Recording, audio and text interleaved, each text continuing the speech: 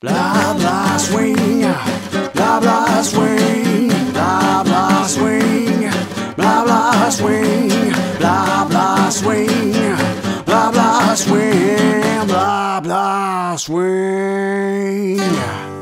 Salut les swing dancers, c'est Julien pour Blabla Swing. Aujourd'hui, je suis en présence de Jean-François Bonnel. Salut Jean-François. Salut Julien. Traditionnellement, je vais te laisser la joie, le bonheur, l'exercice de te présenter. Oui, exercice délicat s'il en est. Oui, oui. Alors, je m'appelle donc Jean-François Bonnel. Je m'intéresse au jazz depuis que je l'ai découvert à l'âge de 12 ans. Et j'en joue depuis que j'ai 16 ans, âge où j'ai eu ma première clarinette. Voilà, et où j'ai commencé à jouer avec divers groupes de la région de Montpellier où j'habitais à l'époque. Et je m'occupe aussi de la classe de jazz du Conservatoire d'Aix-en-Provence depuis 1987. Waouh. Voilà. Que tu as créé. Que j'ai créé grâce au directeur de l'époque qui s'appelait Pierre Villette, qui était un monsieur que j'admirais beaucoup, qui était un compositeur, prix de Rome, et voilà, un grand monsieur, qui m'a permis d'ouvrir cette classe de jazz. C'est quoi le prix de Rome ? Le prix de Rome, c'est un prix en tant que compositeur. Lui D'accord. était compositeur de musique classique, Ouais. mais il s'intéressait au jazz aussi, il a écrit un blues. Et il écrivait, je crois qu'il a écrit aussi pour l'orchestre de Joe Bouillon. Joe Bouillon, c'était le mari de Joséphine Baker, qui avait un orchestre de danse à l'époque. D'accord. Bon, belle famille tout ça. Oui. Déjà, merci de me recevoir. On est dans ton atelier musical. Et on est entouré de plein de magnifiques instruments. D'une collection de disques vinyle à faire pâlir n'importe quel collectionneur. Tu m'as fait tout à l'heure écouter Chick Webb en 78 tours, Oui. le morceau Undefined que je connaissais pourtant bien, et je te disais que là, dans cette version, je redécouvrais le morceau, Oui. tellement la dynamique du 78 était forte et puissante. C'était la patate, on avait l'impression qu'ils étaient dans la pièce, quoi. Oui. Et personnellement, sur le débat vinyle, musique numérique, etc., c'est pour ma part la première fois que j'entends vraiment la différence entre des enregistrements compressés et ceux qui ne le sont pas. Et là, j'ai vraiment entendu, mes oreilles en ont fait l'expérience, quoi. Oui. Et c'est encore plus flagrant avec le 78 tours quand tu le compares à des rééditions en CD. Ouais, même là aussi, oui. Oui, c'est vraiment flagrant, quoi. Alors bon, après le 78, il faut aller le chercher. Hein. Ça court pas les rues. Tu as ton dealer de 78 tours. Je les collectionne depuis que je suis adolescent. Hein. Ah ouais, d'accord. Oui. Mais c'est pour ça qu'il y en a autant alors. Ah oui. Mon père avait déjà quelques 78 tours, pas de jazz, mais il avait quelques 78 tours de musique classique, de musique sud-américaine, d'Atahualpa Yupanqui. Et donc, depuis que je suis enfant, je vois des 78 tours et il m'apprenait à les mettre, à faire attention parce que c'est fragile. Ouais. Et dès que je me suis intéressé au jazz, dès que j'ai pu acheter des 78 tours, je les ai achetés. Là, t'en as que tu trimbales depuis l'âge de tes 12 ans, là, qui sont encore écoutables, ou à force d'avoir été écoutés, ils sont plus gérables. Non, mais de toute façon, quand on les écoute sur une platine récente des années 70, avec une tête de lecture, ils s'usent pas. Ok. Ils s'usaient à l'époque quand on les écoutait sur un phono avec une aiguille en métal avec un bras très lourd. Là, ça usait le disque. Ah ouais, ok. Mais quand tu l'écoutes avec un bras normal, avec une cellule actuelle, ça les use plus. J'ai appris plein de trucs là. Revenons un petit peu dans le passé, retour vers le passé du futur. Donc 12 ans, donc en fait c'est une vie dédiée au jazz, quoi. Un peu comme ton ami Philippe Baudouin, c'est ça, quoi. C'est que vous connaissez d'ailleurs. On se connaît, oui. Petit coucou d'ailleurs. Hein, coucou Philippe, on avait coucou parlé Isabelle. de toi quand on était là-haut. C'est rigolo de faire dans l'autre sens maintenant. Donc du coup, toi, ta rencontre avec le jazz, elle se fait hyper tôt, même dans la petite adolescence, et après, ça t'a plus quitté, quoi. Après, dès que j'ai découvert ça, ça a été le choc. Et justement, il y a un moment angulaire, une chanson, un artiste, un truc qui a fait que, oh mon Dieu, ça me parle, c'est puissant, c'est trop bien, j'ai envie de continuer. Il y a eu quelque chose un déclic. Oui, ça. En fait, c'est ma mère qui un jour m'a amené au disquaire, au magasin de disques, parce qu'elle en avait ras-le-bol d'écouter que de la musique sud-américaine à la maison et du classique. Et elle m'a amené au marchand de disques, elle m'a acheté 2 45 tours. C'était Nuages et Minor Swing de Django Reinhardt, et l'autre c'était Petite fleur dans les rues d'Antibes de Sidney Bechet. Voilà, et ça a été des chocs. Et ça a été ouais. C'est ça que je veux faire, c'est ça. Qu'est-ce que c'est cette musique, c'est formidable, quoi. Voilà. Et du coup, on est dans ce qu'on appelle le jazz traditionnel. Oui, le jazz classique traditionnel, oui. Et du coup, est-ce que ça t'a... t'es assez spécialiste de cette part-là du jazz, mais est-ce que tu t'es intéressé aussi à, je sais pas moi, Pat Metheny ou tous ces trucs beaucoup plus modernes Pas Pat Metheny, pas le côté électrique, mais parce que je suis comment je cherche le mot. Je suis allergique à l'amplification électrique. Ouais. Sauf celle de Charlie Christian. Bon, la guitare amplifiée, ça c'est super. Mais tout ce qui est musique amplifiée actuelle, j'ai beaucoup de mal. Ouais. Voilà, tout ce qui est rock, ampli saturé, tout ça. Bon, c'est vrai qu'on dit qu'il y a de l'énergie là-dedans. On dit toujours ah oui, mais c'est de l'énergie. Mais quand t'écoutes certains si tu veux, on écoutera tout à l'heure. Là, je pense notamment à l'enregistrement de Maple Leaf Rag par Sidney Bechet en 1932. Quand tu écoutes ça, pour moi, il y a 10 fois plus d'énergie là-dedans. Et c'est de l'énergie réelle, quoi. C'est pas l'énergie de l'électricité qui passe par l'ampli. Qui permet de... C'est l'énergie physique que chaque musicien envoie dans son instrument. Ouais. Et c'est peut-être pour ça que tu t'es un peu plus dirigé vers les instruments avant, justement, pour vraiment ressentir cette énergie-là. Oui. Mais même dans les percussions, quand tu joues de la guitare rythmique dans le jazz, c'est un instrument de percussion, le piano aussi. Ouais, alors, Et oui, on a dévié, là, tu parlais de musique plus moderne. C'est vrai que je suis pas sensible du tout à la musique électrique, mais au jazz plus moderne, oui.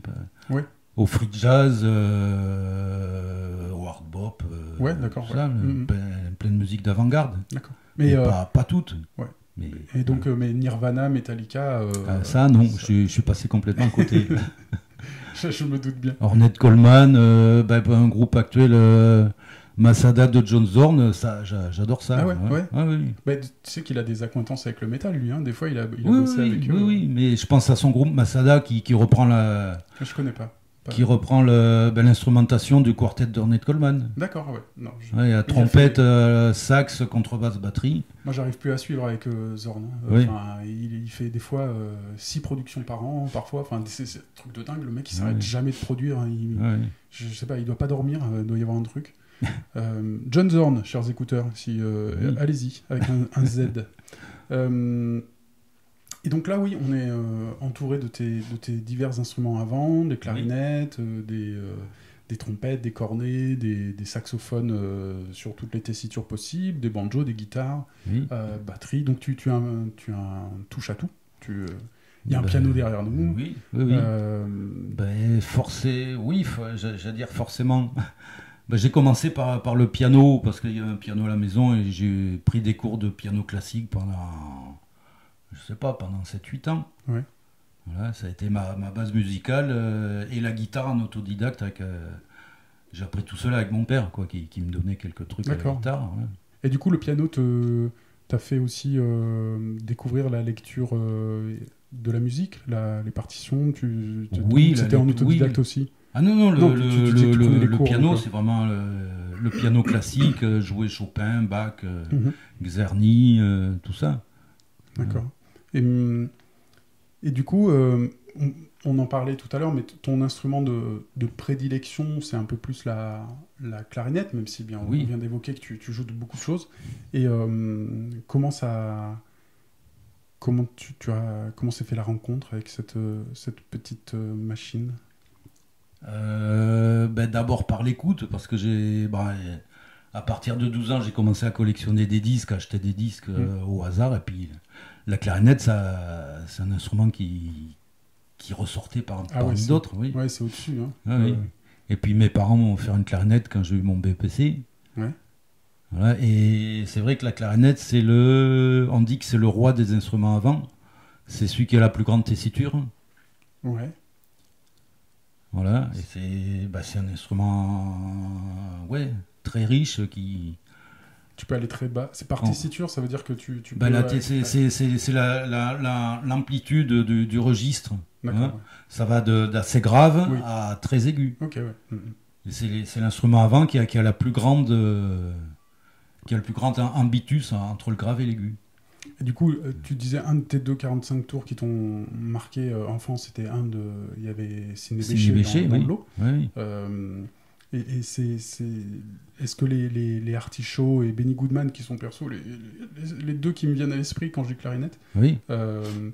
C'est des gens qui t'ont marqué aussi après forcément, oui. Oui.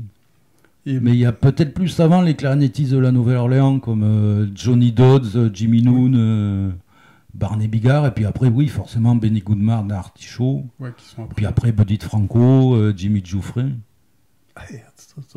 D'accord. Il y en a plein des clarinettistes. Oui, c'est cool. Il va falloir que je réécoute l'épisode et que je note. Et donc, du coup, ton aventure, elle se passe... tu as eu, avant même de monter la classe de jazz au Conservatoire d'Aix-en-Provence, donc une fois que tu as commencé à faire tes armes, tu as rapidement, j'imagine, joué dans des groupes, puisque c'est comme ça qu'on te connaît. J'ai commencé j'ai commencé dès que j'ai eu une clarinette, après j'ai eu un saxophone que je me suis payé 6 mois après avoir travaillé en colonie de vacances, et j'ai commencé à jouer dans les groupes. J'habitais à Montpellier à l'époque, et les premiers groupes dans lesquels j'ai joué, il y avait un club de jazz au lycée. Ah ouais, cool. Ouais. C'était un assistant d'allemand qui jouait du piano et qui avait monté ça. Et puis, je pense que c'est le premier groupe. C'était au lycée Joffre à Montpellier. Et puis rapidement, j'habitais juste en face du magasin de musique Azema Musique. Et Jeannot Azema, c'est un batteur de jazz de Montpellier. Voilà, puis forcément... j'ai commencé à jouer à droite à gauche. C'est fou. Montpellier, il y a un truc pour les musiciens de jazz là-bas, je ne sais pas ce qui se passe. Parce que pour les danseurs, c'est extrêmement identifié. Pendant 10 ans, là, il y a eu plus d'une dizaine de très très bons groupes particulièrement orientés pour les danseurs, mais pas que, et qui sont... et toutes les villes de France ne peuvent pas forcément en dire autant, quoi. Je sais pas, il y a vraiment un truc là-bas quand même sur la musique de jazz. Beaucoup de jeunes aussi peut-être qui ont monté ensemble et qui ont eu envie de faire ça. Je sais pas, dans les années 70 déjà, il y avait une vie autour du jazz.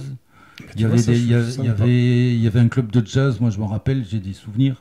Il y avait un club de jazz au Mattel.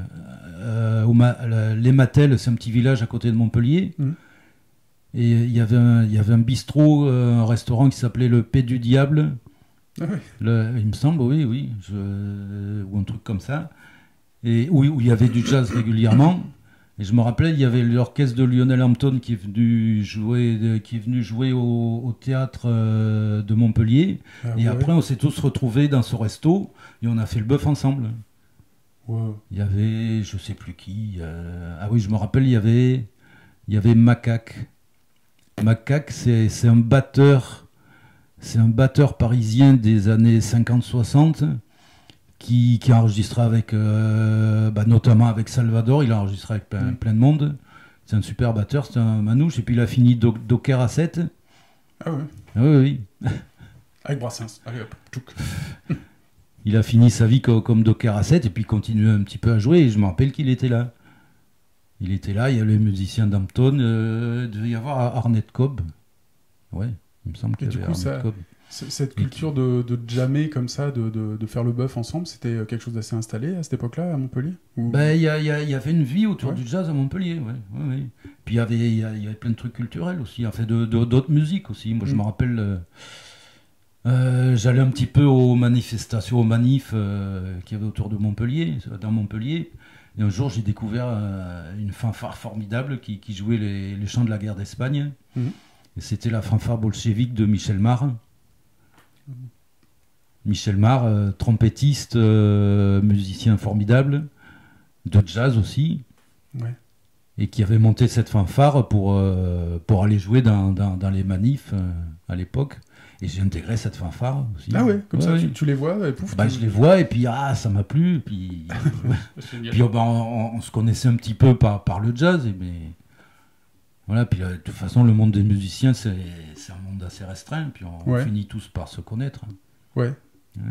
Ouais, puis peut-être encore plus dans le jazz trad, quoi. Est-ce que justement... Oui, tu- mais là, c'était pas que le jazz trad, Ouais. c'est pas que le jazz Nouvelle-Orléans, c'était le jazz un peu dans son entièreté.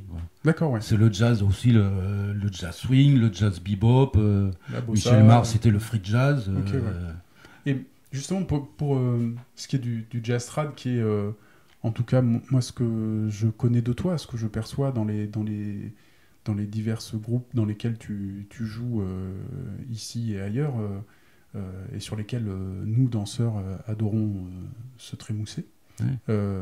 Est-ce que tu trouves que il y a de moins en moins de gens, de musiciens intéressés par jouer cette musique-là, justement, vu que après, plus tard, tu monteras une classe au conservatoire. Est-ce que tu sens que ce truc-là devient un ventre mou, ou au contraire? Non, il y a toujours une appétence, même chez les jeunes, pour continuer d'apprendre à jouer ce jazz-là, de le perpétuer, de monter des groupes.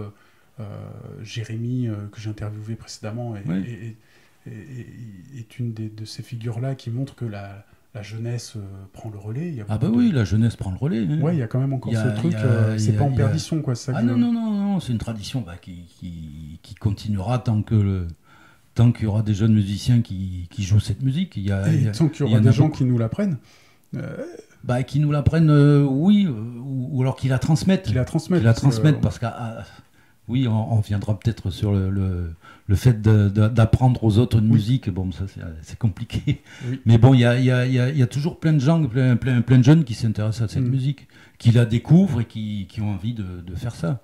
Il y a pas mal de groupes sur Paris, sur Montpellier, même sur Toulouse. Il y a beaucoup de jeunes musiciens Ouais, c'est vrai. Ouais. qui jouent cette musique. Ouais, ouais. Petite dédicace à tous les poteaux. Du coup, ouais, ça a été quoi tes groupes? Est-ce que tu t'es installé, donc après cette fanfare à Montpellier, est-ce qu'après tu as eu des groupes qui, pour toi, ont été un petit peu plus importants, pour peut-être en termes de développement personnel de musicien, ou un groupe qui a été un peu plus, où tu t'es un peu plus impliqué, peut-être, je sais pas, qui était un peu plus cher à ton cœur? Parce que tu as eu, je sais pas combien de formations. Je suis sûr que tu pourrais pas toutes les citer, toutes tes formations. Alors, quand j'étais à Montpellier, il y avait la fanfare bolchevique, et on avait fondé aussi un groupe Nouvelle-Orléans qui s'appelait Hot Seven. Ah. Seven, voilà. Le jeu de mots. Et oui, voilà. Et on avait formé aussi un quartet et un quintet qui s'appelait Foxtrot. Ah ouais, mais vous aimez bien les jeux de mots, en fait, vraiment. Oui, Foxtrot, Ok. voilà. Ok. Bon, c'était basé sur la musique de jazz, bien sûr, le jazz traditionnel aussi. Et on a fait aussi un disque avec un chanteur folk, un chanteur occitan. Ouais. Voilà. Ouais, bah oui, là-bas, ça s'y prête pas mal. Ouais. Ah oui. Et après, il y a eu le Authentic Jazz Band, Oui. voilà, On qui en parlait. était basé sur Nîmes. On a commencé ça en 1979. Voilà, et c'est un orchestre qui a... Bon, moi, je l'ai quitté au bout de 10 ans parce que j'en ai eu un peu ras-le-bol. Mais l'orchestre a perduré jusqu'en 2018. Donc récent, presque 40 ans, quoi. Ouais. Voilà. Et Et j'ai réintégré l'orchestre à la fin de... c'était quoi le principe de cet orchestre-là? L'orchestre, c'était un quintet. Au départ, on reprenait la musique de Jabo Smith. Jabo Smith, c'est un formidable trompettiste des années 20. Oui. C'est le précurseur de Dizzy Gillespie. D'accord, ah ouais. Ouais, c'était un des rivaux de Lou Armstrong, parce que Lou Armstrong dans les années 20 c'est la grande vedette. Ouais, clairement. Et il avait sa maison de disques qui s'appelait OK à l'époque, O-K-E-H. Voilà. Et les maisons de disques, il y avait d'autres maisons de disques qui voulaient aussi avoir leur trompettiste vedette. Oui. Donc chez Victor, il y a eu Henry Red Allen, qui était un des rivaux d'Armstrong. J'aime bien. Et chez Brunswick, ils cherchaient aussi un trompettiste pour rivaliser, pour concurrencer un peu Armstrong, et eux, ils avaient choisi Jabo Smith. Je connais pas du tout. Jabo Smith, c'est formidable. J'adore Henry Red Allen. Vraiment, c'est un de mes préférés. En fait, je savais pas du tout qu'il. Chaque maison de disque avait son trompettiste phare. Et puis c'était un peu la concurrence. Voilà. Et donc, Jabo Smith, il avait formé un quintet. Il y avait trompette, saxophone, banjo, piano, tuba. Il y a peut-être je sais pas s'il y a une batterie, peut-être un petit peu. Mais... Et donc, l'Authentic Jazz Band, à la base, on jouait la musique de Jabo Smith. À la base, parce qu'après, ça a changé. Après, ça a changé, oui. On s'est un peu regardé. On a joué de la musique plus arrangée. Après, c'est devenu un peu trop arrangé, trop calé, trop... Bon, lisse, peut-être un peu lisse. Un petit peu trop lisse. Pas lisse, mais un peu trop cadré, quoi. Voilà, il n'y avait plus la liberté qu'il y a au début. Quoi. Et pour info, on peut trouver assez facilement les disques de l'anachronique. Authentique. Authentique et l'anachronique, c'est pas pareil. C'est fou. Ça commence par un A, alors je confonds. Voilà. Il me semble en avoir écouté il y a quelques mois de ça. Authentique, les trucs du début, on a enregistré pas mal de vinyles. Alors justement, peut-être que je confonds avec l'autre, que c'est l'autre que j'ai entendu. Ah oui, l'anachronique, ouais. L'anachronique, il y a eu des rééditions des premiers disques des années 70, là. Il y a eu plusieurs rééditions.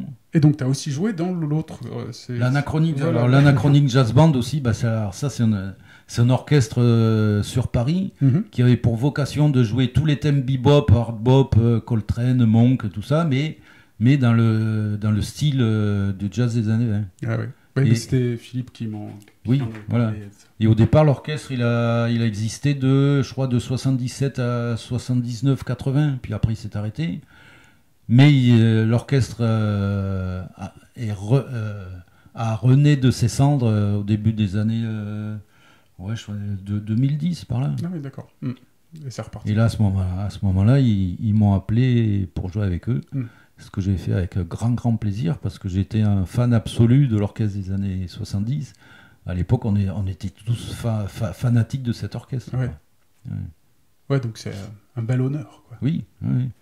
Et un autre honneur qui était... je sais pas si c'était un honneur, mais on te retrouve là plus récemment sur la dernière galette de Guillaume Nouveau, qui est batteur. Oui.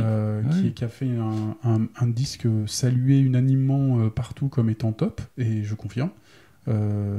Axé clarinette. Je sais plus le titre en tête, mais c'est un spécial clarinette, on va dire. Voilà. Et dans lequel tu fais un ou deux titres, je sais plus. Deux, il me semble. Ouais. On est, je sais plus. J'ai le CD là. Est-ce que je vais le chercher pour pas dire de bêtises? Oh, c'est pas grave. De toute façon, je compte mettre les références. D'accord. On peut l'écouter sur Bandcamp, par exemple, et justement aussi acheter le disque via Bandcamp. Oui. Et du coup, ça sera l'occasion pour les auditeurs d'aller chercher ça. Oui. Là, on est une petite dizaine de clarinettistes et on joue deux morceaux chacun sur les deux CD. Et du coup, vous avez enregistré où là pour celui-là? Chez nous Non, moi, je crois qu'il y a eu plusieurs pôles plusieurs endroits d'enregistrement, et ça s'est fait sur une période un peu large. Mais studio quand même, ou genre, studio, oui. Oui, parce que la qualité est... Ouais, moi j'ai enregistré un petit studio à côté de Paris. D'accord, ouais. Et je suis assez agréablement surpris par le résultat, parce que quand j'ai enregistré, j'étais pas trop satisfait Ah ouais. de moi-même. Ah, tu vois, la magie du Oui, montage. Ouais, bah, ça, après, t'es content de toi, des fois? Il y a des musiciens, ils sont jamais contents de... Ah ben oui, la plupart du temps, je suis pas content. Ouais. Mais bon, il y a quelques Alors qu'en fois fait, où je ça dis, va. bon, ça va, c'est pas trop mal. Oui. Ah là, c'est pas mal, Mm. ça va. Ouais, c'est souvent comme ça. Mais souvent. c'est très difficile de se réécouter, quoi. Ouais, on est... Enfin...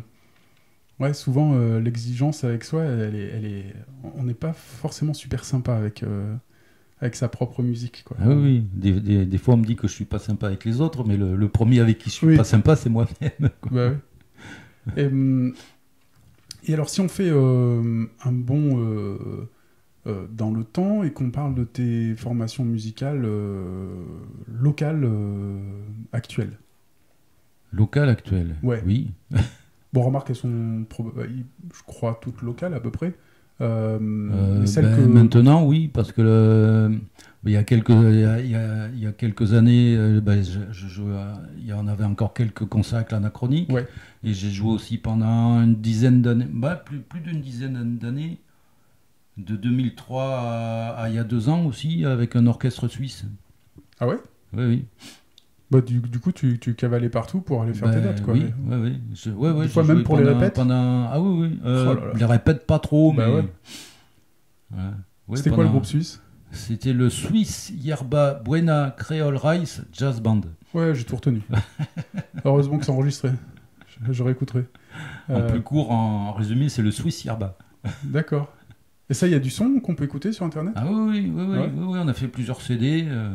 Cool. Ok, bah Ouais. pareil, je mettrai en descriptif. Ouais. On a fait plusieurs spectacles aussi. On a fait parce que cet orchestre, tous les ans, il avait une commande d'une petite commune à côté de Genève.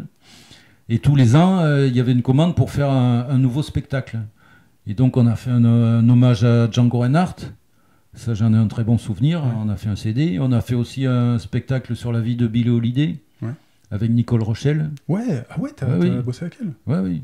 Elle est dans les Hot Sugar Band de Paris maintenant. Oui, j'ai Ouais. vu qu'elle fait un petit peu le même répertoire qu'on faisait avec le Swiss Yerba. Et Ah ouais. ils l'ont... Bah là, le prochain album, c'est plutôt un spécial Billie Holiday. Et Oui, sur voilà. Montpellier, t'avais aussi un groupe qui s'était monté qui, je crois, maintenant n'existe plus parce que la chanteuse américaine est repartie aux États-Unis, qui s'appelait Oui. les White Chocolate Drop, Oui. qu'on avait fait jouer une fois ici. Ben, on avait fait faire leur dernier concert. Ouais. Et ouais, Billie, l'intemporel. Ouais. Moi, c'est chouette. mais, Je mais savais pas. inimitable. Ah ouais. À part Nicole Rochelle, elle s'en sort très, Ah très ouais, bien. ouais. En C'est plus, une des rares. féministe, Oui. militante, Oui. convaincue Très et bien, convaincante. et radicale, et c'est très bien. Très très bien. Et Nicole Rochelle chante extrêmement bien Edith Piaf aussi. Ah ouais, je crois ouais. que je ne l'ai pas entendu pour l'instant chanter en français encore. Je crois pas. En fait, Nicole Rochelle elle est venue en France pour le spectacle de Jérôme Savary sur Joséphine Baker. Ouais. Ouais. D'accord. Oui. C'était quand ça? Oh, c'était il y a, je sais pas, je vais dire des bêtises, il y a Ouais. des 10-20 ans, je sais pas, 10-15 ans, 20 ans. je sais Ouais, pas. d'accord. Ouais. Ouais, c'était avant. Et alors, dans les groupes de danseurs, où souvent les danseurs se joignent à vous, là, il y en a pléthore aussi là, dans lesquels tu joues. Oui, où on a beaucoup joué pour les danseurs, c'était quand j'étais avec le Tuxedo Big Band de Toulouse. Mhm. Voilà, j'ai joué avec eux de 2000 à 2005. D'accord. Et je me rappelle la première fois que je crois que c'était une des premières fois que j'ai joué avec eux, c'était dans l'école de danse de danse swing de Toulouse. Ouais, mais il y en a Oula. plein. Il y en a Oula. plein, mais... Il y en a plein, oui, bon. Enfin, Une une de des celles-là. écoles, Ouais. voilà. Et ils avaient un local et régulièrement le Tuxedo Big Band venait jouer pour Ouais. pour les stages, pour des soirées danse. Il y avait un monsieur un peu connu, tu m'as dit tout à l'heure, qui était là quand tu avais fait ce concert-là. Oui, il y avait Frankie Manning. Frankie Manning. Il était venu animer des stages. Alors, toi, tu l'as vu et tout, pendant que tu joues, et que moi, je l'ai jamais vu. Le monde est mal fait, quand même. Bah oui. C'est pas juste, quoi. Moi, ah ouais, bah, s'il te plaît. Ouais. Oui, du coup, je t'avais demandé tout à l'heure si c'était la fameuse date de 93 où il était venu à l'université de Toulouse. Tu m'as dit, non, Non, c'était plus tard, c'était après. Enfin, de 2000-2001 par Ouais. là. Et alors après, sur la région Aix-Marseille, on va dire Provence, Oui. tu as quoi comme... Actuellement Ouais. Actuellement, qu'est-ce qu'il y a de... il y a Jazz et Java, où on a, Ouais. avec Jérémy, Gab, Elise. Ouais. Il y a le No One But Five, où on fait Ah de oui. la musique de Jamie Noon. Et Ah. ça, je crois que je vous ai pas encore vu live. Je vous ai que entendu Ouais. sur Internet. Oui. Là, on devait avoir quelques dates, mais tout était annulé à cause de Monsieur Covid-19. Voilà. La Covid. La Covid. De Madame Covid. Madame la Covid. Voilà, et sinon, on a formé un petit big band années 20 aussi, Ouais, tout les petit. Syncopathic Stompers. Yeah. Oui, c'est petit big band, il y a 3 cuivres, 3 anches et section rythmique. Mm. Voilà. Où on joue la musique des années 20, 20-30, quoi. Voilà. Ouais. Ça a été des concerts mémorables pour les danseurs, les fois où vous avez pu vous produire en live. Ouais. Il y a eu une fois à Marseille. Oui. Euh, Oui, pour un concert de soutien, de solidarité à une fille atteinte d'une maladie de la sclérose en plaques. de sclérose en plaques. L'autre fois où je vous ai vu, c'était à Pertuis. Oui. C'était le théâtre Au de théâtre de Pertuis. Pertuis. C'est ça Oui. Magnifique. Normalement, il devrait y avoir quelques vidéos qui vont bientôt pousser, je crois. Peut-être, oui.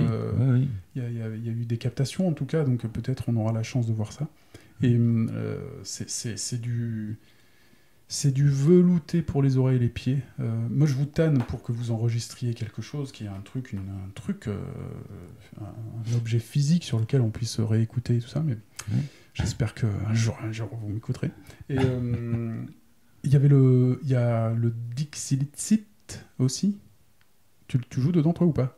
Le Dixie Lexique, Ouais. c'est ça? Non, Putain, c'est moi, je suis dyslexique là. Alors là, déjà que j'ai du mal avec anachronique et authentique, et anachronique. authentique, alors là, Dixilixit, j'arrive jamais à le dire. Bon, il y a...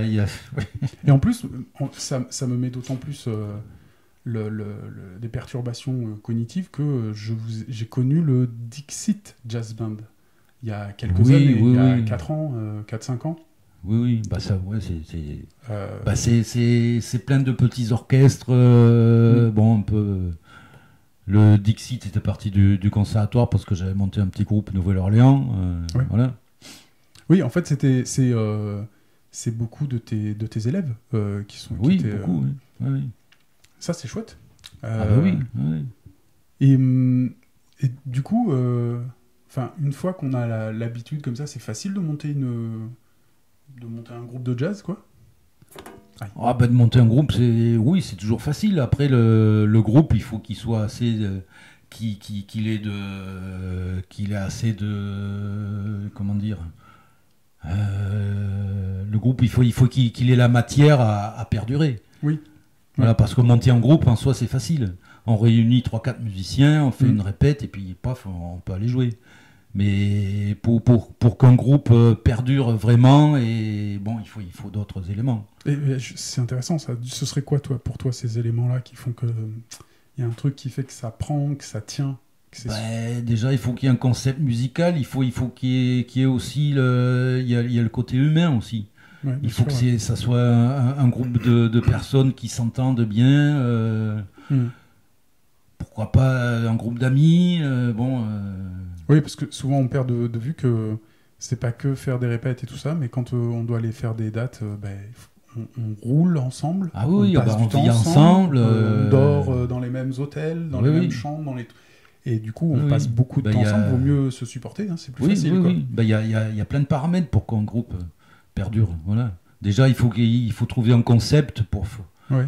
Par exemple, le concept de l'anachronique jazz band, ça c'est un truc génial, quoi. Oui.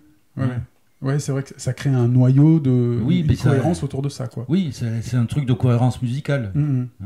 Ouais, ce qui fait que tu te disperses pas dans tous les sens, en fait. Oui.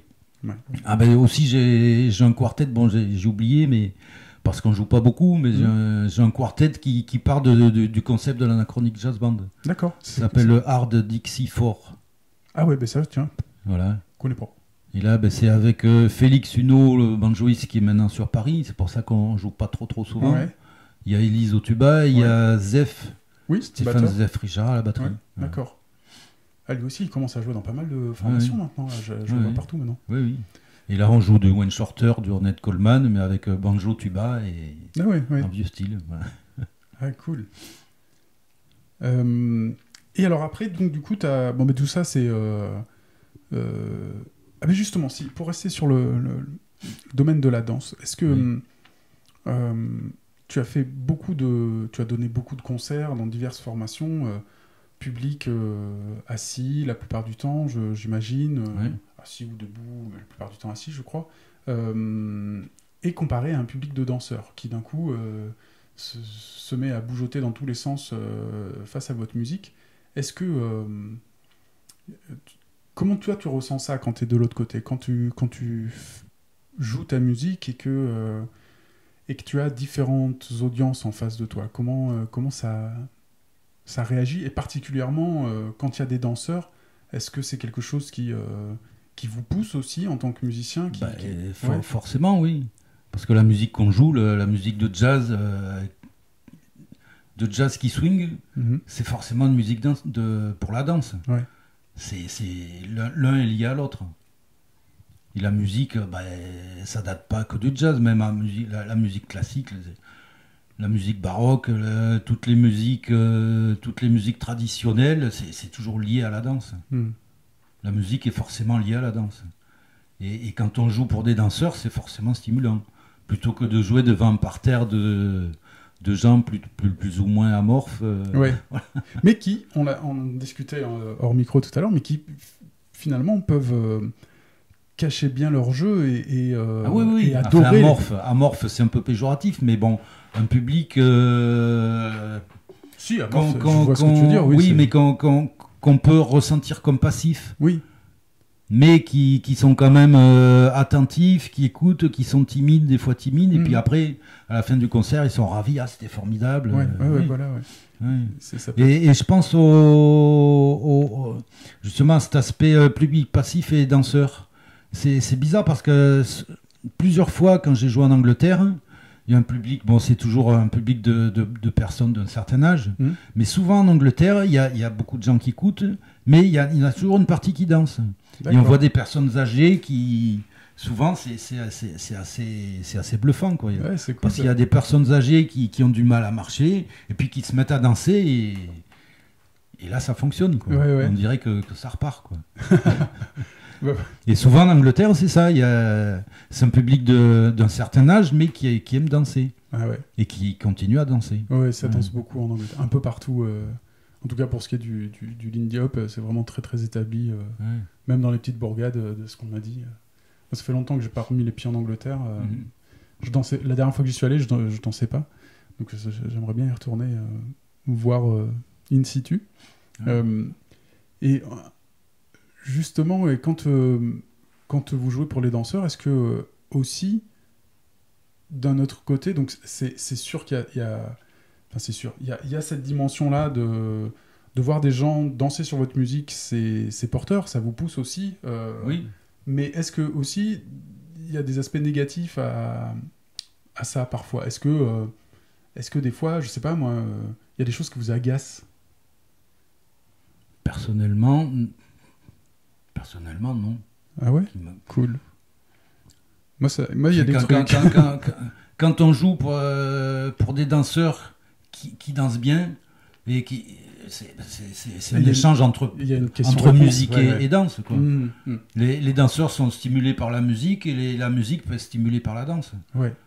Est-ce que je voulais dire par là, c'est un truc agaçant, non? Est-ce que ça t'arrive des fois d'avoir l'impression, en regardant les danseurs, qu'ils écoutent pas vraiment? Ah ben ça, il y en a toujours, oui. Ouais. Il doit toujours y en avoir des gens qui dansent et qui n'écoutent pas. Mais par exemple, truc classique, mais on sort d'un chorus qui était un petit peu fiévreux, et puis pouf, on descend un petit peu la tension musicale, redescend un peu d'un cran, tu vois, par exemple. Oui. Et tu vois un couple de danseurs qui continuent de s'agiter comme pas possible, comme si c'était sing à fond les ballons, alors qu'en fait, vous venez tous de descendre d'un cran. Ça semble pas trop logique, tu vois, de continuer à... Ouais, mais bon... Oui, Ouais, ça me gêne pas. De toute façon, le tempo il reste le même, et le groove, il reste le même. Mhm. Surtout dans la musique swing. Après, dans le bebop, dans la musique plus d'avant-garde, surstream, bon, là c'est peut-être plus difficile. Ouais, d'accord. Parce qu'on danse peut-être plus sur un tempo. Enfin, les tempos changent. Enfin, Oui, c'est difficile, ça devient difficile. Bon, ça devient difficile, mais sur la musique swing, la musique à 4 temps, Ouais. qui reste toujours au même tempo, il n'y a pas trop de problème. Ouais. Oh, c'est chouette. Et mais parlons un petit peu de cette histoire de transmission. Alors, donc, du coup, du conservatoire de jazz. Qu'est-ce qui t'a donné envie de monter ça, justement, toi, à cette époque-là? En 87, tu disais? En 87, ouais. Oui. Ben... T'avais une envie de une envie de transmettre, oui. Oui. Mais pas forcément d'enseigner, mais de transmettre, ouais. Parce que... Mais t'enseignes quand même, non? Hein? Tu enseignes aussi. Oui, mais c'est toujours, je me pose toujours la question, qu'est-ce que c'est enseigner le jazz, quoi? C'est bien de se la poser. Oui, ben je me la pose toujours, parce que c'est pas donner deux, trois cours d'harmonie, deux, trois cours de ça. La musique de jazz, bon, ça suffit pas, tout ça. Pour apprendre vraiment le jazz, il faut l'écouter. Il faut l'écouter, s'en imprégner. Un batteur, si tu dois apprendre à faire le shabada au métronome, bon, c'est pas compliqué. Il va faire un shabada au métronome. Mais s'il n'écoute pas Joe Jones, il comprendra jamais ce que c'est le swing, quoi. Ouais. C'est qui? Hein? C'est qui Joe Jones? Joe Jones. Joe Jones. Papa Joe Jones. Papa Joe Jones. Papa Joe Jones. Tu connais pas Papa Joe Jones? C'est le père de la batterie swing. Ah ouais? Bah oui. Putain, même Jérémy m'en a pas parlé. Bah, Joe Jones, ou alors il m'en a parlé, j'ai oublié. C'est le batteur de la rythmique de Count Basie en 1937, là, dans les premiers disques 36-37. Freddie Green, Cring. guitare, Walter Page à la contrebasse, et Joe Jones à la batterie. Ah. Joe Jones. Oui. Ah bon, ouf, tu m'as...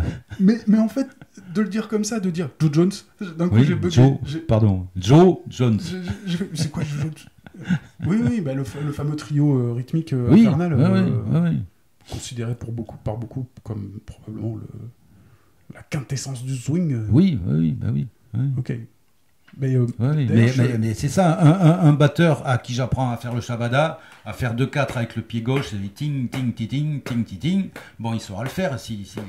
Un batteur qui a la technique, il saura le faire. Mais il jouera jamais de jazz s'il passe pas du temps à écouter Joe Jones ou un autre, ou Sidney Catlett ou Sam Woodyard. Hein, s'il fait pas cette démarche, lui, d'aller rechercher ce que c'est que le swing en l'écoutant et en imitant, parce que la musique, ça s'apprend aussi par imitation. Oui. La danse aussi. Oui, la danse, tout s'apprend par imitation. La peinture aussi, ça s'apprend par imitation. Ouais. Picasso, il a commencé à faire des natures mortes et à copier les... Voilà, et après, il a fait son truc à lui. Ouais. Voilà, mais si les élèves n'ont pas la démarche de faire c'est même pas un travail. Pour moi, c'est un plaisir de foutre un disque et de jouer avec, de faire le tempo avec. Il faut un truc de Basie et tu prends la guitare et tu fais le tempo derrière Basie. C'est un plaisir, quoi. Et c'est comme ça qu'on apprend les choses.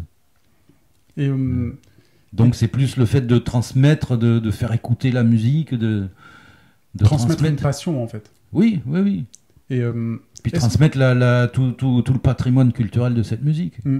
Mais du coup, est-ce que justement est-ce que ça a poussé en 87 en toi parce que justement il y avait un peu un no man's land à cette époque-là dans la région et que du coup tu te dis... il n'y avait pas no man's land parce qu'il y avait déjà la classe de jazz de Marseille qui existait depuis longtemps.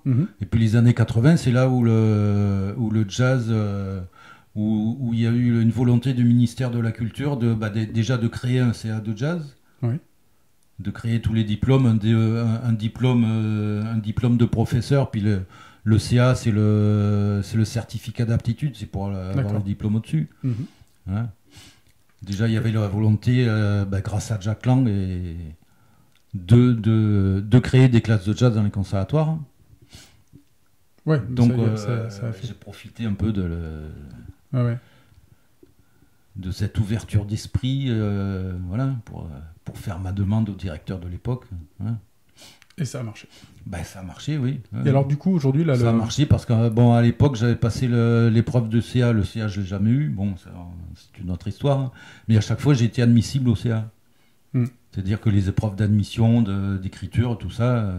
Et donc, à partir de ce moment-là, le directeur m'a dit, ah ben, ok, on ouvre... je vous donne 6 heures de cours. Et j'ai commencé par donner 3 heures de cours de clarinette parce que j'avais eu mon DEM de clarinette et 3 heures de jazz. Voilà, j'ai commencé petit. Et quand tu appelles de jazz, c'est quoi? C'est d'histoire du jazz Non, classe de jazz où je réunis des musiciens, puis et on joue. Un contrebassiste, un batteur, un pianiste, un guitariste, un saxophoniste, et puis voilà, toi il faut que tu fasses ça, on écoute le morceau, il faut d'apprendre à écouter les structures des morceaux, d'apprendre une mélodie simple à l'oreille, et puis paf, on met tout ça en place ensemble. Et ça joue en groupe. Et ça joue en groupe oui, de toute façon, il faut... le jazz, ça s'apprend en groupe. Hein. Ça a l'air trop bien. C'est une musique de groupe. Et du coup, les inscriptions conservatoires, c'est début septembre, comme pour une fac et tout ça? Oui, là, ça sera peut-être un peu plus tôt, parce que vu les événements sanitaires, là, le conservatoire est resté fermé pendant 3 bon, on a fermé quand, le 28 mars? Mars, avril, mai. Ouais, c'est resté 3 mois fermé. Donc on n'a pas pu faire plein de choses, ni les examens de fin de cycle. Oui. Et là, le conservatoire, il va rouvrir aux étudiants, enfin à ceux qui veulent venir travailler le 17 août. Et il rouvre le 31 août. D'accord. Je mettrai le lien, c'est Darius Mio. Darius Mio. Oui. Je mettrai le lien aussi dans l'épisode. Et les examens d'entrée, ça aura lieu le 15 septembre. D'accord, ok.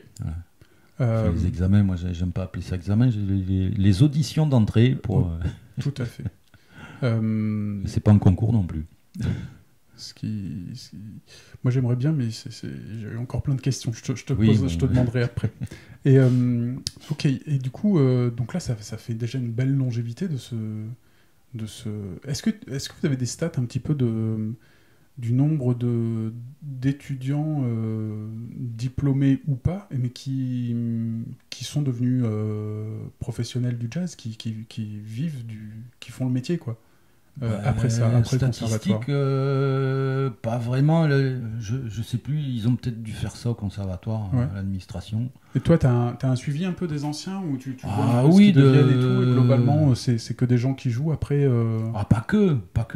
Il y a des gens qui sont passés, ils ont pris ce qu'ils avaient à apprendre. Après, ils font autre chose. Ouais, comme une sorte de nourriture culturelle. Et puis. Oui. Et puis il y en a certains qui font le métier. Globalement, quand même, le conservatoire, ça forme bien au métier, quoi, quand même. Enfin, ceux qui Oui, mais la vocation première du conservatoire, c'est pas ça. La vocation première parce que des musiciens professionnels qui sortent du conservatoire, dont il y en a, je sais pas, il y en a 5%. Ah oui. Et surtout, enfin peut-être pas surtout, mais je sais pas, en classe de piano classique, combien il va sortir de solistes? Il va en sortir 1%. Ouais. Hein, bon, des professionnels, après, c'est beaucoup dans l'enseignement ou dans l'accompagnement, des postes d'accompagnateurs, de pianistes accompagnateurs, ça, ça, oui, on peut trouver du boulot. Ouais. Et en jazz, j'ai du mal à faire une statistique, mais il y a pas mal de musiciens qui se produisent maintenant, qui sont professionnels, qui sont passés par la classe, qui n'ont pas forcément fait le cursus complet. Oui, c'était ce que je demandais d'ailleurs, qui n'était pas forcément diplômé. Je crois que j'ai un seul musicien qui a fait le cursus complet, qui est rentré en débutant, et qui a fini avec son DEM. Je crois que c'est Félix Huneau. Maintenant, il est professionnel à Paris, il joue un peu partout, de la guitare, du banjo.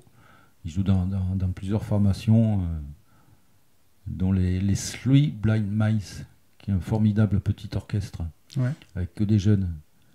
Avec Malo Mazurier, trompettiste formidable, Félix Huneau à la guitare et au banjo, et Sébastien Girardot à la contrebasse. Ok. Voilà. Je crois que j'ai déjà vu passer ces noms, mais... Milo, ça me parle. Malo, Missouri. Malo, pardon. Ouais. Oui, ça me parle. Du coup, toi, tes influences. Les influences. Ouais, est-ce que tu as Elles sont multiples.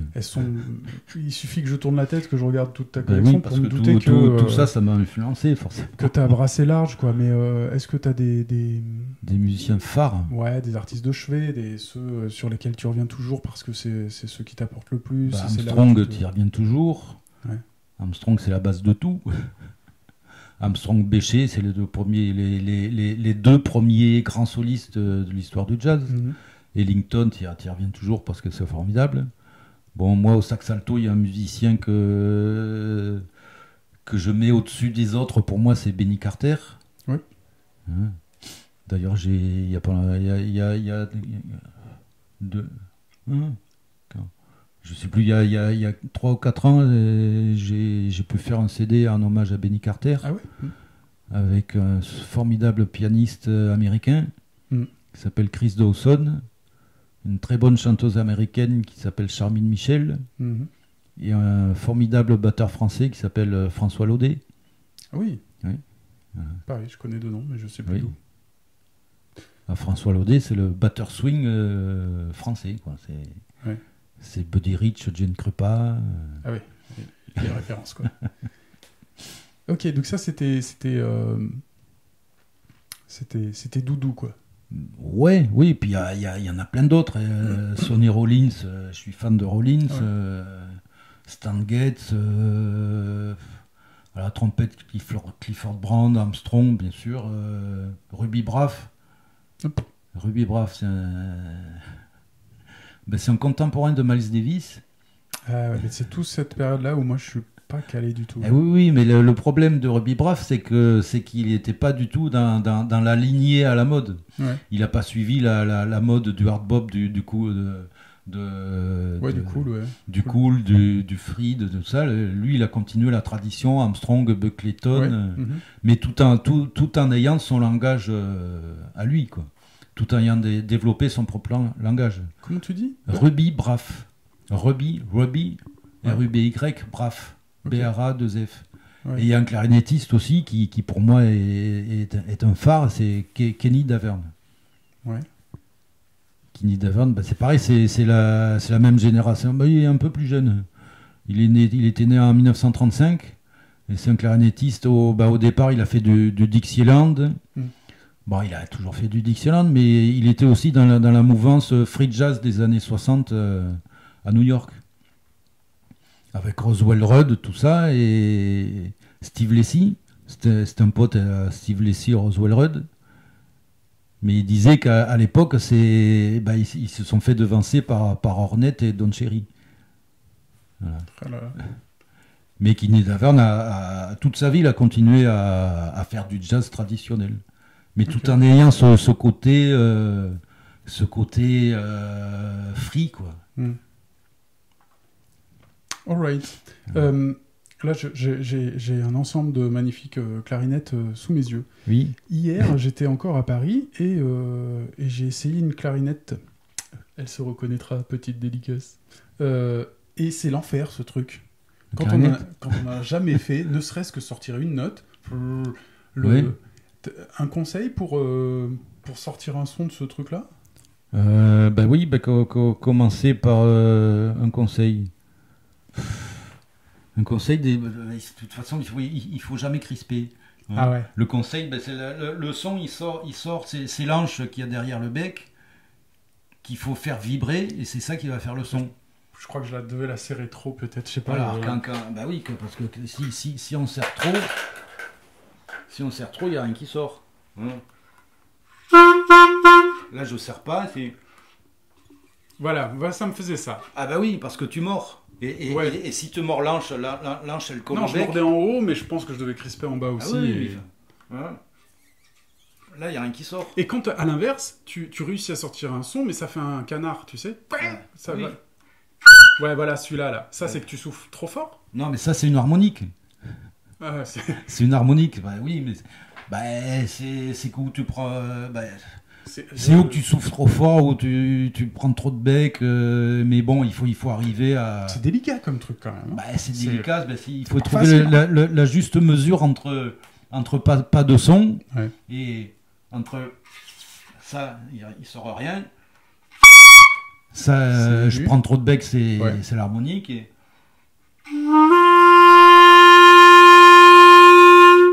Voilà, là c'est la note principale qu'il faut sortir. Quoi. Ça envoie le steak, hein. On comprend pourquoi c'est tout au-dessus comme instrument, enfin que ça couvre un groupe, parce que c'est impressionnant comme ça sort, quoi. Oui, bah, la clarinette, si tu me tiens le micro, ouais.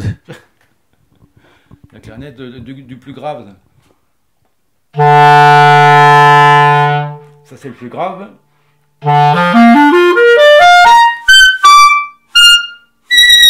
Ah la vache. Là j'arrive pas à sortir, on peut le sortir encore plus haut. Ouais, bah voilà. Ça a l'air dur. Ça a quand même encore l'air dur. C'est une question de pratique, rien n'est dur. Si on passe du temps sur les choses, on arrive à tout. Du travail. De la pratique. Mais oui, en tout cas, si, ça va me servir pour la prochaine fois où je soufflerai dedans. J'essaierai de me détendre sur la mordication. Oui. Merci beaucoup, Jean-François. On arrive vers la fin de cette conversation. Est-ce que tu trouves que comme dit Jérémy, faire le métier, est-ce que tu trouves que ça a changé un peu aujourd'hui par rapport à quand tu as commencé ? Est-ce que tu notes... Est-ce que tu encouragerais les gens à continuer à faire ça maintenant, aujourd'hui, dans la conjecture moderne ou j'imagine que oui. Mais est-ce que toi, tu as noté des changements ? Est-ce que on tombe dans le « c'était mieux avant » ou non, il n'y a pas ça ? Je pense pas, non. Mm-hmm. Parce de toute façon, dans la société, il y a toujours des problèmes. Hein. Alors moi, souvent, il y a des élèves qui me disent ah oui, mais j'ai pas le temps de travailler parce que je fais telles études là. Alors je demande qu'est-ce que tu veux faire dans la vie, qu'est-ce qui te plaît dans la vie, hein. Ah oui, mais mes parents ils disent que je dois avoir un diplôme pour avoir un emploi sûr. Hein, mais dans la société d'aujourd'hui, surtout d'aujourd'hui, encore dans les années 70, ça faisait partie des 30 glorieuses. Ouais. Si on passait un diplôme, on était sûr de trouver du boulot. Maintenant, c'est de pire en pire. C'est même plus sûr. Avec cette société néolibérale capitaliste de merde, là, on est dans l'incertitude la plus totale. Alors, moi, ce que je dis aux gens, qu'est-ce qui te plaît, hein ? Qu'est-ce qui te plaît dans la vie ? Qu'est-ce que tu as envie de faire ? Hein, j'ai envie de faire de la musique, vas-y, fonce. De toute façon, tu n'auras pas plus de problèmes si tu fais ce qui te plaît dans la musique. Si tu acquiers un certain savoir-faire, tu t'en sortiras toujours. Que si tu as un super diplôme, que tu rentres dans telle entreprise, hein, telle entreprise, elle va être rachetée par un fonds de pension américain et dans 6 mois, il fout tout le monde à la rue. Donc, on n'a qu'une vie. Hein, il faut faire de sa vie ce qu'on a envie. Complètement. Voilà, ça fait très titre, ça. Mais en termes d'organisateur aussi, est-ce que c'est aussi simple à l'heure actuelle de trouver des dates ? Enfin, à l'heure actuelle, j'entends les quelques dernières années, là, pas en ce moment avec la crise sanitaire du Covid-19 qui fait que tout est chamboulé, paralysé, etc. Mais de manière générale, est-ce que ça reste quand même encore... facile d'avoir des cachets, de trouver des dates, de vivre de sa musique? C'est jamais facile. Enfin, jamais facile, mais c'est jamais facile. Et c'est puis pas plus difficile qu'avant. Je pense pas, non. Okay. Puis moi, je suis un peu privilégié parce que j'ai jamais eu à prendre le téléphone et à devoir chercher des dates pour jouer, quoi. Ouais. Pour gagner ma vie, pour jouer. Parce que j'ai d'abord l'avantage d'être... je suis fonctionnaire. Bon, je suis fonctionnaire, et j'ai jamais pris mon téléphone. Enfin, si, j'ai dû le faire un petit peu, mais les quelques rares fois où j'ai dû le faire, ça m'a tellement dégoûté. Que tu as dit stop. Ouais. Et j'ai toujours la chance de pouvoir jouer dans des groupes qui s'occupaient de ce travail-là, quoi. J'ai la chance qu'on fait plus on m'appelle pour jouer. Hein. Oui, plus que l'inverse, ouais. D'accord. Eh ben, c'est bien ça. C'est Mais bon, je suis privilégié. Mm.